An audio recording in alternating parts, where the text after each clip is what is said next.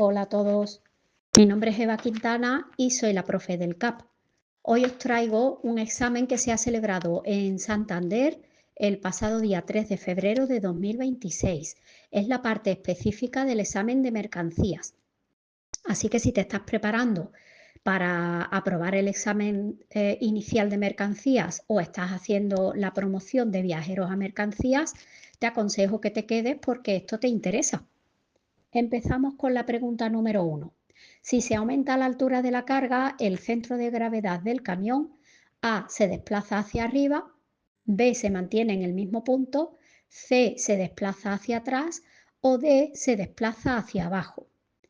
Bueno, pues cuanto más alta esté la altura de la carga, el centro de gravedad va a estar también más alto. Por lo tanto, en este caso la respuesta correcta es que se desplaza hacia arriba.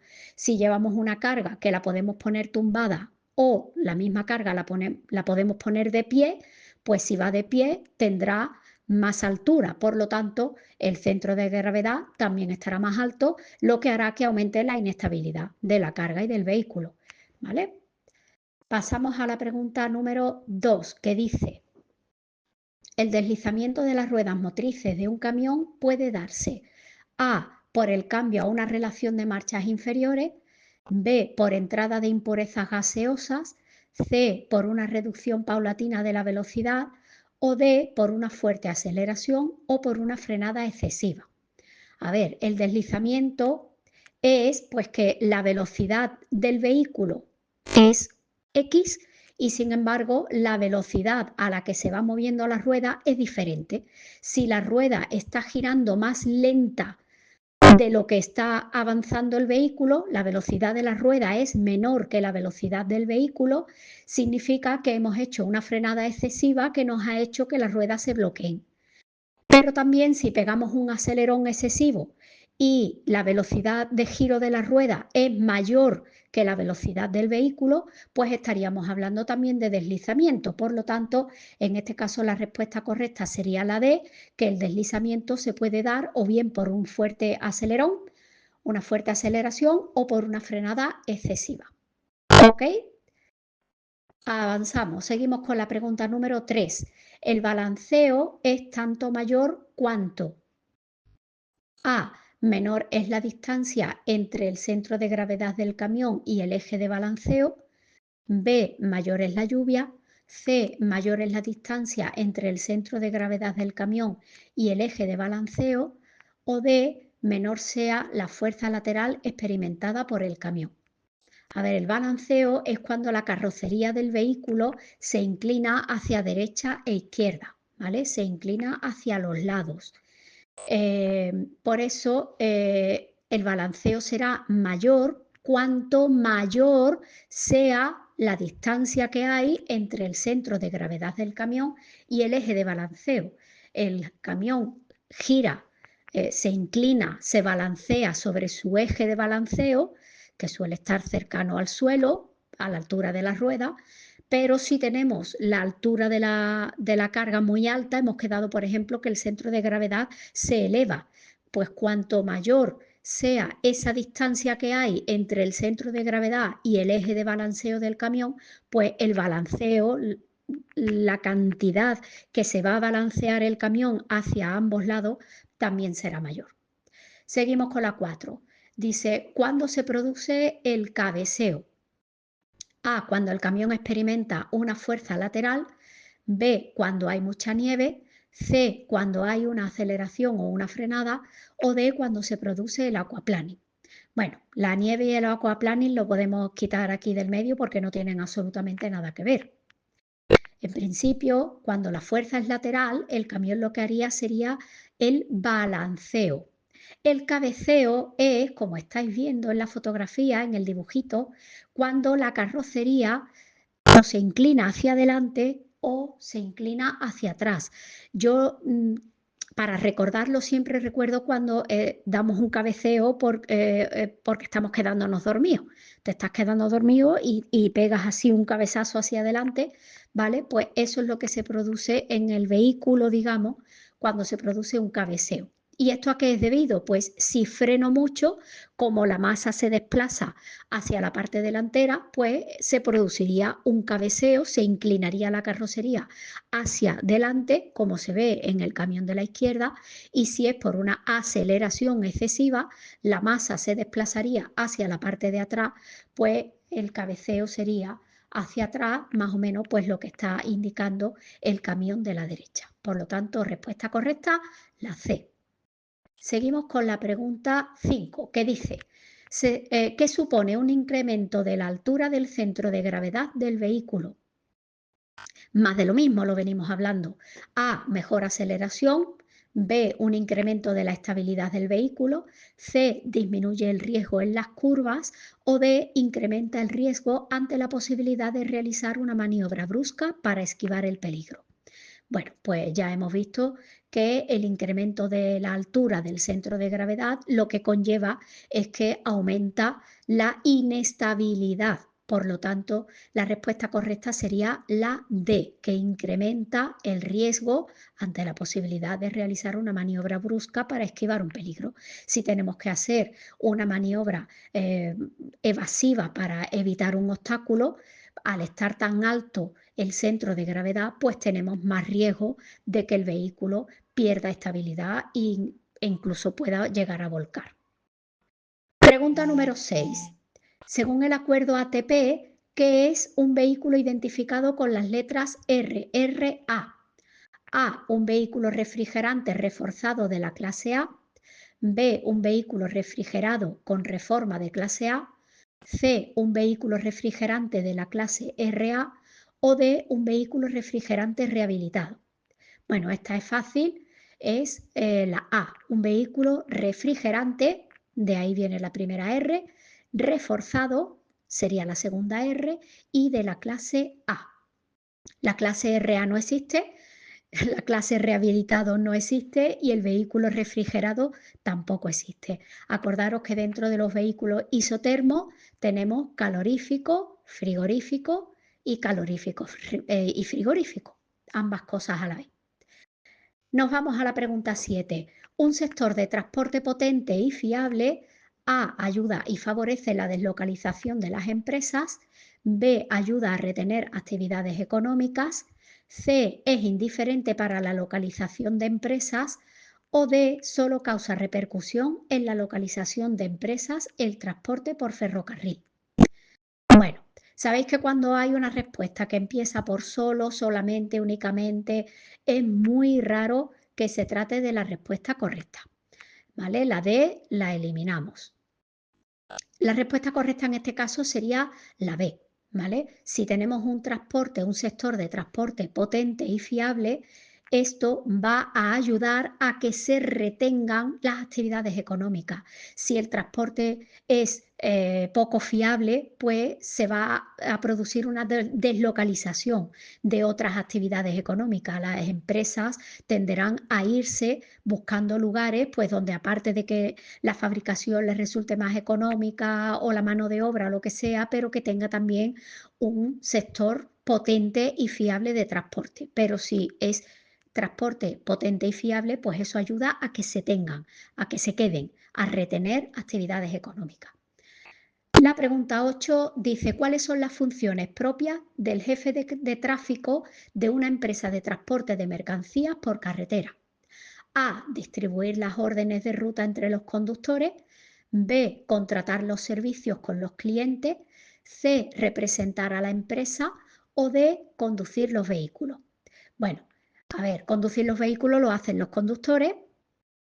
El representante de la empresa, bueno, se me ocurren varios, pero en principio, así como norma general, lógicamente será el gestor.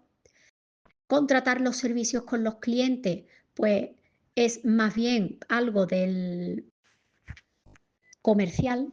Por lo tanto, llegamos a la A, que el jefe de tráfico, pues evidentemente una de sus funciones es distribuir las órdenes de ruta entre los conductores. No olvidéis que también entra dentro de sus funciones organizar los viajes de los conductores de forma que siempre puedan cumplir con los tiempos, la normativa europea de tiempos de conducción y descanso.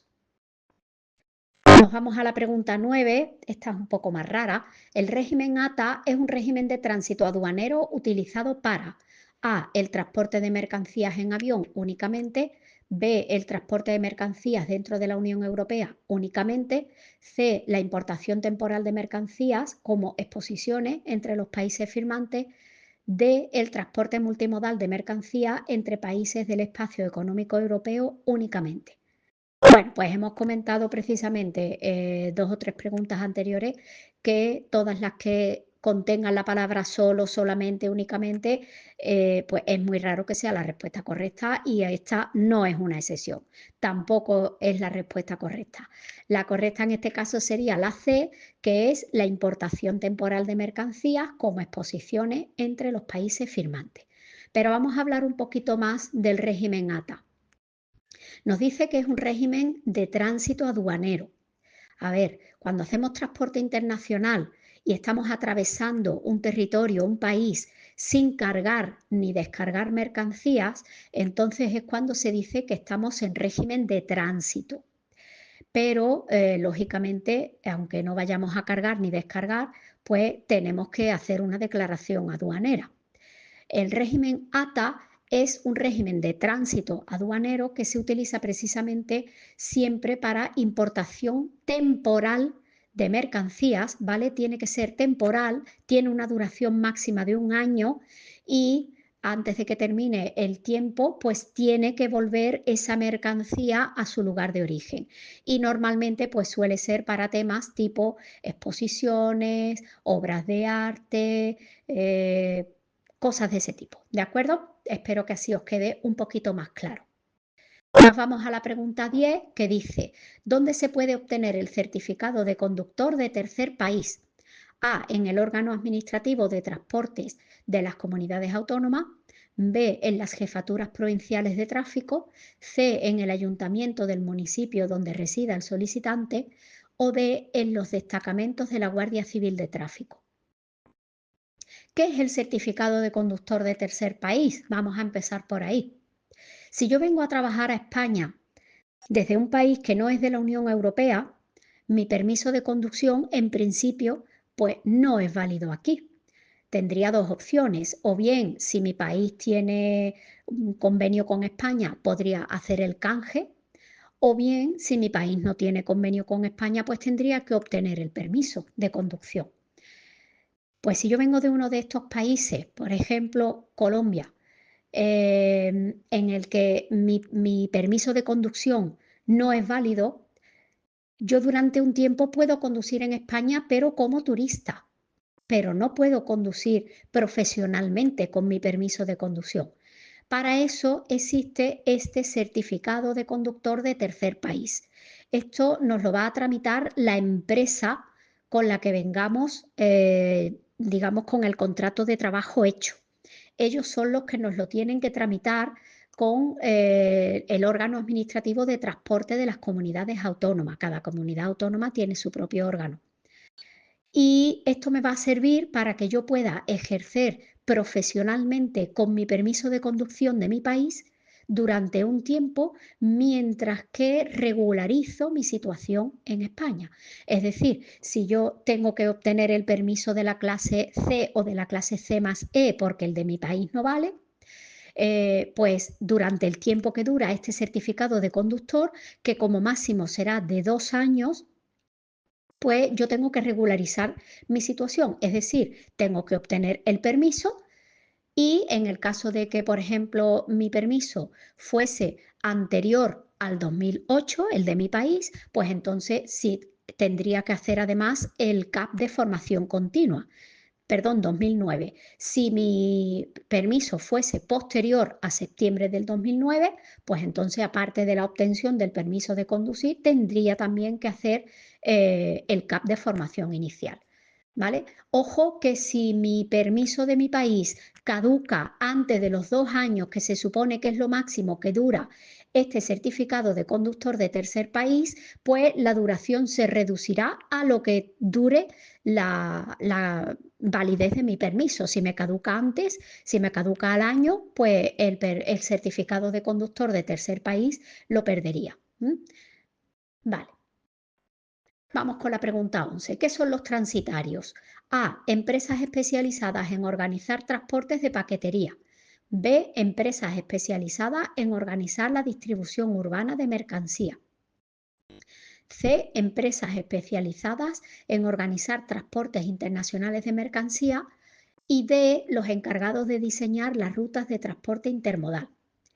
Dentro de lo que es el transporte, existe una figura que se le llama operadores de transporte, que su labor principal no es el transporte de mercancía, pero sí que digamos que sirven para ayudar a que se lleve a cabo el transporte, ¿no? Son un complemento. Dentro de estos operadores de transporte estaría, por ejemplo, la agencia de transporte, que es similar a lo que hace una agencia de viaje. Tú te puedes meter en internet y te puedes organizar el viaje, contratar los vuelos, contratar los hoteles, contratar las visitas por tu cuenta, o te puedes ir a una agencia de viaje y que te lo dé ya todo preparado. Pues con las agencias de transporte ocurre lo mismo. Se encargarían pues de buscarte, por ejemplo, si estás tienes que descargar en Francia, en una ciudad, pues se encargarían de buscarte, organizarte un viaje para cargar y volver a España en un lugar que esté cercano a donde has hecho la descarga, ¿no? Se encargan de organizarte los viajes de ida o de vuelta o todos de transporte de mercancía. Pues en el caso de los transitarios, es una figura parecida a la agencia de transporte, pero están especializados en transporte internacional.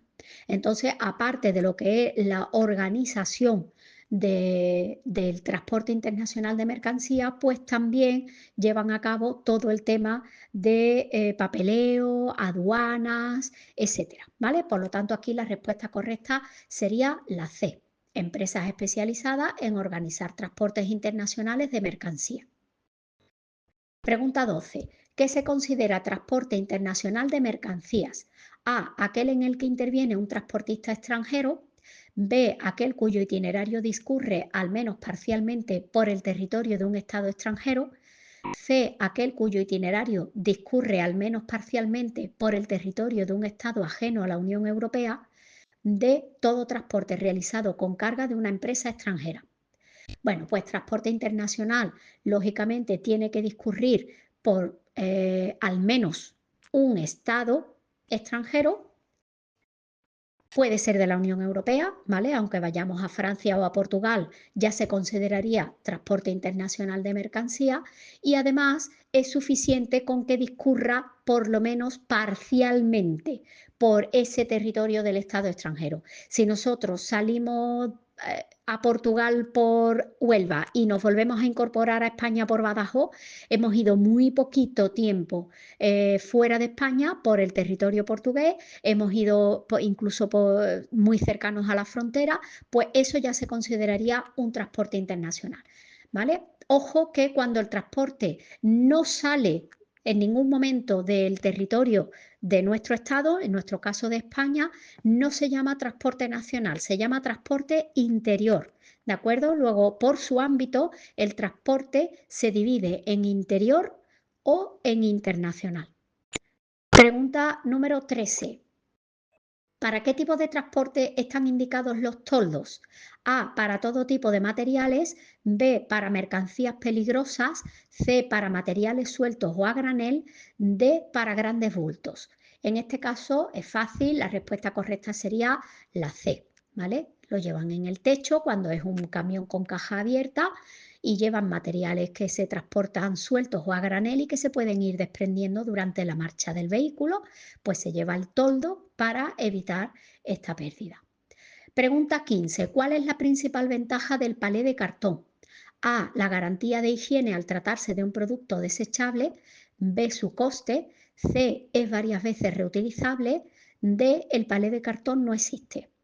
Pues aquí la respuesta correcta sería la A.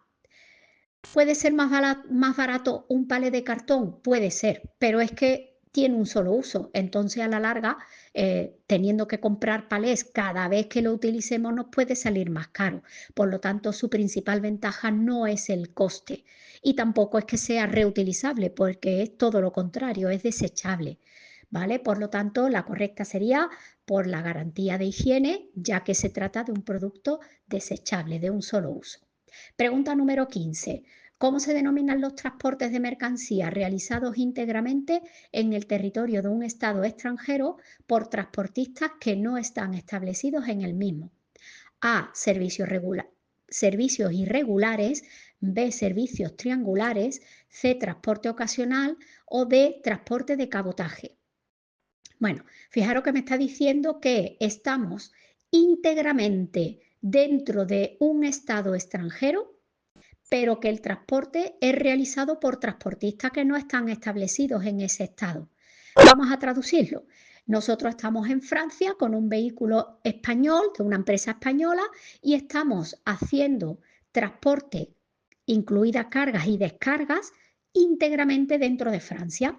Llegamos a Francia, cargamos en París, descargamos en Lyon, descargamos en Lyon, descargamos en Burdeos, cargamos en Burdeos, descargamos y así sucesivamente. Bueno, tenemos un límite, lógicamente, ¿vale? Pues eso es lo que se conoce como transporte en régimen de cabotaje, cuando estás con un vehículo dentro de un estado que no es el tuyo y estás haciendo transporte de mercancía íntegramente dentro de ese territorio, de ese estado.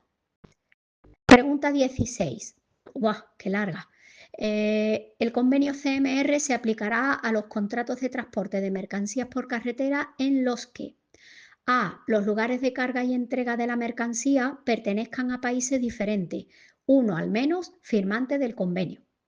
B. Los lugares de carga y entrega de la mercancía pertenezcan al mismo país, siempre que el transporte haya transcurrido en parte por un país extranjero.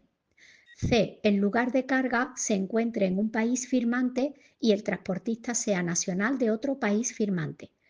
D. Los lugares de carga y entrega de la mercancía pertenezcan a países diferentes, ambos deben ser firmantes del convenio. Bueno, ya hablamos del convenio CMR, estos son palabras mayores, esto es una de las cosas más complejas de la parte específica de mercancía. Pero bueno, cuando hablamos de convenio CMR, es un convenio a través del cual se regulan todos los contratos que se realizan para hacer transporte de mercancías por carretera internacionales, ¿vale? Entonces, la única que nos habla de países diferentes son la A y la D. Pero ¿qué ocurre? Que la D me dice que el lugar de carga y el lugar de entrega de la mercancía tienen que pertenecer a países diferentes, efectivamente, hasta ahí estamos de acuerdo, pero que los dos tienen que ser firmantes del convenio. No es necesario.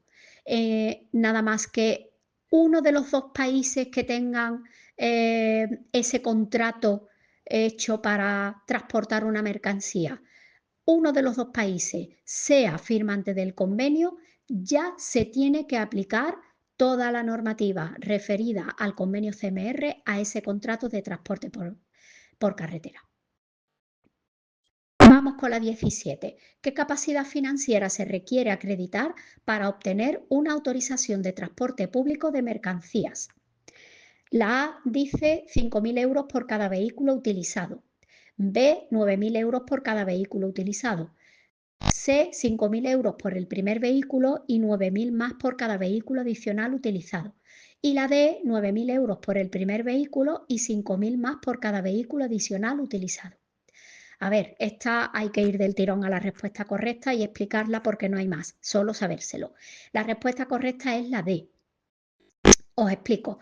Cuando nosotros queremos obtener una autorización para poder hacer transporte público de mercancía, tenemos que cumplir una serie de requisitos y dentro de esos requisitos existe uno que se llama el requisito de capacidad financiera. Es decir, para yo poder obtener esa autorización para que mi empresa se pueda dedicar a hacer transporte público de mercancía, tengo que demostrar que tengo dinero, que tengo capacidad financiera. ¿Vale? ¿Y cuánto se me va a requerir? Bueno, pues se te pide que tengas por el primer vehículo 9.000 euros y por cada uno de los vehículos restantes, pues serían 5.000 más. Si yo soy autónoma y tengo solamente un camión y quiero sacar mi autorización de transporte, pues tendré que acreditar que tengo una capacidad financiera de 9.000 euros.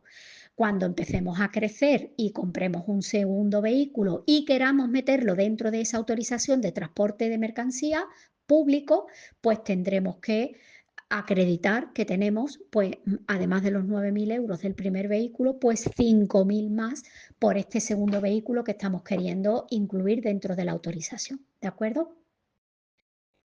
La pregunta 18 dice, según las condiciones generales de contratación, en un contrato de transporte de mercancías, ¿cuándo tiene el transportista obligación de informar de la posibilidad de incluir en el contrato una declaración del valor de las mercancías? A, siempre. B, cuando se trate de mercancías especialmente valiosas. C, cuando contrate con un consumidor. O D, es una posibilidad abierta a todos los que contraten un transporte, pero el transportista no está obligado a informar en ningún caso. A ver, cuando se hace un contrato para realizar transporte de mercancía, según las condiciones generales de contratación, existen una serie de datos que sí o sí tienen que ir incluidas dentro del contrato. Por ejemplo, pues el lugar de inicio, el lugar de fin, la fecha de inicio, la fecha de finalización, el nombre del cargador, que es el dueño de la mercancía, el nombre del transportista, que es la empresa que está realizando el transporte, o el nombre del destinatario, que es el que va a recibirla, ¿no? Hay una serie de la masa máxima autorizada también, una serie de datos que sí o sí tienen que ir incluidas dentro de lo que es el contrato. Pero luego hay algunas que son opcionales. ¿Qué ocurre? Pues que cuando el contrato de mercancía se está firmando directamente con un consumidor, en este caso, el transportista, la empresa de transporte, tiene la obligación de informar, ojo, no me está hablando que tengamos la obligación de hacerlo por fuerza, sino de informar a ese consumidor de la posibilidad que tiene de que se incluya en el contrato una declaración del valor de las mercancías, ¿de acuerdo? Luego, en este caso, la respuesta correcta sería la C. La 19. Bueno, esta es más cortita. ¿Se han desarrollado las condiciones de uso de las cartas de porte electrónicas en el transporte de mercancías por carretera? A, sí, en los transportes sujetos al convenio CMR. B, sí, en los transportes sujetos al convenio CMR, pero solo de más de 250 kilómetros.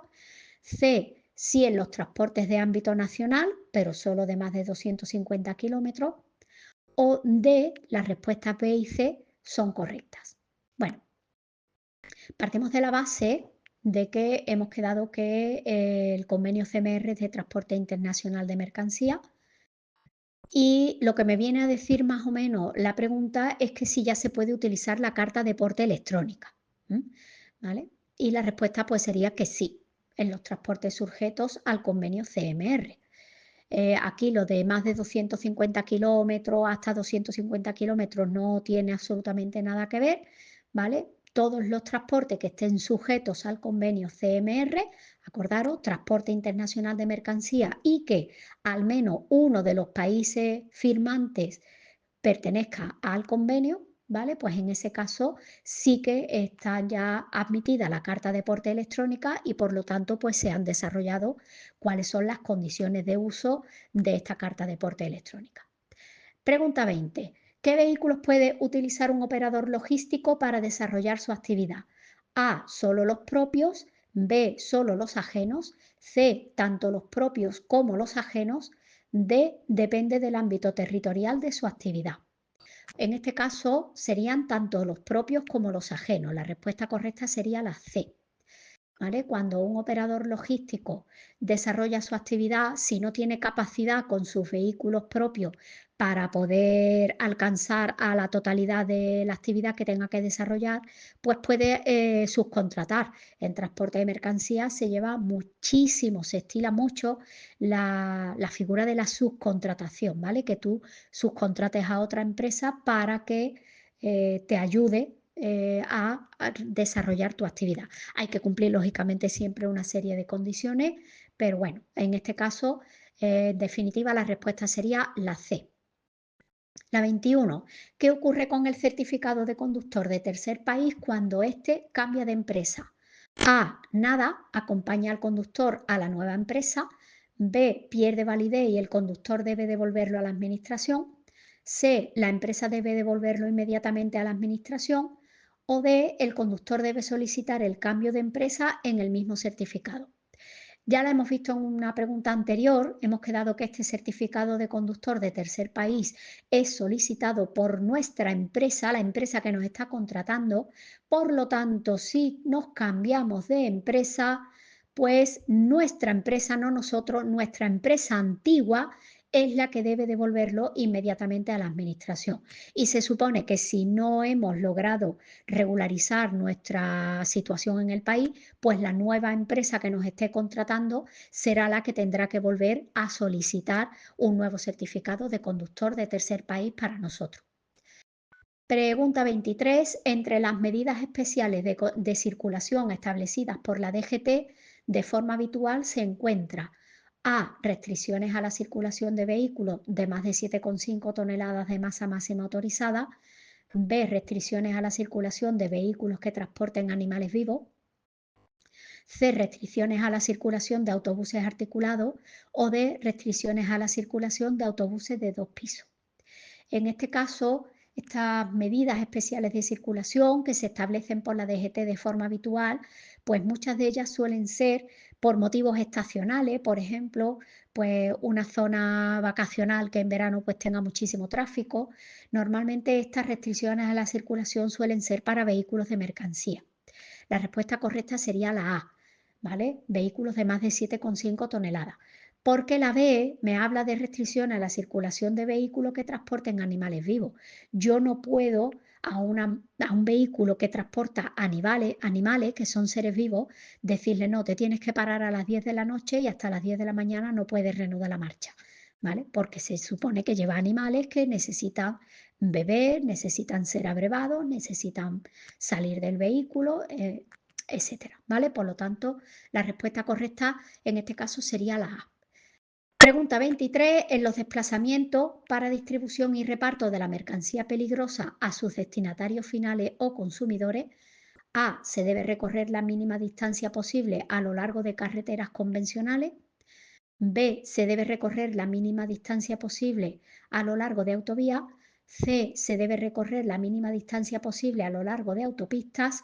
D. No existe ninguna referencia normativa al respecto. Acordaos que los vehículos que hacen transporte de mercancías peligrosas no pueden circular por donde ellos quieran, ¿vale? No pueden circular por vías urbanas, no pueden circular por travesías, no pueden circular por carreteras convencionales, a lo sumo carreteras convencionales que tengan plataformas separadas para cada sentido y estén separadas, estas plataformas a través de una mediana o algo. Principalmente tienen que circular por autopistas y autovías o dentro de lo que se conoce como la RIMP. Como aquí me está hablando que es para distribución y reparto de la mercancía a sus destinatarios finales o consumidores, pues lógicamente si tenemos que descargar gasoil domiciliario, pues tendremos que abandonar en algún momento la autopista o la autovía para llegar hasta el lugar donde tenemos que hacer la carga o la descarga, ¿vale? Pero tenemos que intentar que estos desplazamientos que tengamos que hacer, por ejemplo, como dice la respuesta a lo largo de carreteras convencionales, sean recorriendo la mínima distancia. Si tenemos una salida anterior que me va a hacer que recorra más distancia por una carretera convencional que si cojo una segunda salida que me permite ir más tiempo por la autopista o la autovía y menos tiempo por la carretera convencional, pues esa será la que tendremos que elegir, ¿vale? Siempre se debe recorrer la mínima distancia posible a lo largo de carreteras convencionales. Pregunta 24, venga, que ya estamos terminando. Dice, ¿por dónde establece la normativa que deben circular los vehículos que transporten mercancías peligrosas? A. Por los itinerarios previamente autorizados en función del vehículo y de las mercancías transportadas. B. Por el itinerario reflejado en la carta de porte. C. Por las vías que cumplan los niveles de seguridad acordes con las mercancías transportadas. O D. Por itinerarios incluidos en la RIP. Bueno, pues esta directamente la hemos nombrado en la pregunta anterior. La respuesta correcta sería la D, porque aquí sí me está preguntando por dónde deben circular estos vehículos que transportan mercancías peligrosas. Y la 25. ¿Cómo actúan los pares de viraje sobre un vehículo? A. Incrementan su carga de inercia lateral. B. Hacen que su velocidad tienda a incrementarse. B. Lo hacen girar sobre su eje geométrico horizontal. D. Lo hacen girar sobre su eje geométrico vertical. Acordaos que un par es una fuerza que se ejerce siempre para hacer que algo gire. Las ruedas cuando giran se está ejerciendo un par. La fuerza que ejercen los pistones sobre el árbol de transmisión para que gire, esa fuerza es un par. La fuerza que yo hago con un destornillador sobre un tornillo para atornillarlo o desatornillarlo, esa fuerza es un par. ¿Vale? Por lo tanto, siempre que nos hablen de par, siempre es algo que sea para girar. ¿Vale? Eso ya nos está llevando a la respuesta D, que los pares de viraje lo que hacen es que el vehículo tienda a girar sobre su eje geométrico vertical. ¿Y qué significa esto de girar sobre su eje geométrico vertical? Pues que el vehículo tiende a girar sobre sí mismo. Es lo que hace el vehículo, por ejemplo, cuando se produce un trompo, cuando se produce un sobreviraje, ¿vale? Entonces, los pares de viraje hacen que el vehículo tienda a girar sobre su eje geométrico vertical. Bueno, pues hasta aquí todo, chicos. Espero que os haya servido de ayuda. Si no entendéis alguna de las preguntas, alguna de las respuestas, alguna de las explicaciones que os he dado, por favor, me lo dejáis en comentarios y yo os lo responderé tan rápido como pueda. Y ya solo me queda comentaros pues que le deis al like, que compartáis, que os suscribáis al canal y que si estáis haciendo el curso, pues comentadlo también a vuestros compañeros que también les interesa a ellos, ¿vale? Muchas gracias. Hasta luego.